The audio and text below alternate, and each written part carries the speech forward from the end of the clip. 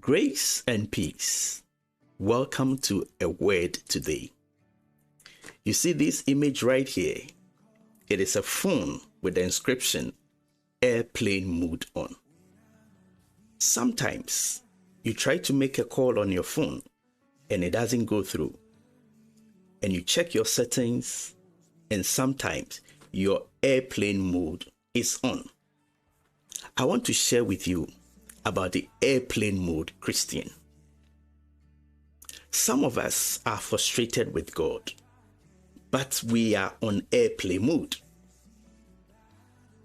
We are praying, but there is no connection. We want direction, but there is no devotion. We want power, but there is no surrender. Jeremiah chapter 33, verse 3 says, "Call unto me, and I will answer you." But you cannot call when you've disconnected yourself through pride, through distraction, and through secret compromise. Turn airplane mode off, and connection is restored. Turn off pride, turn on prayer. A word today. Selah.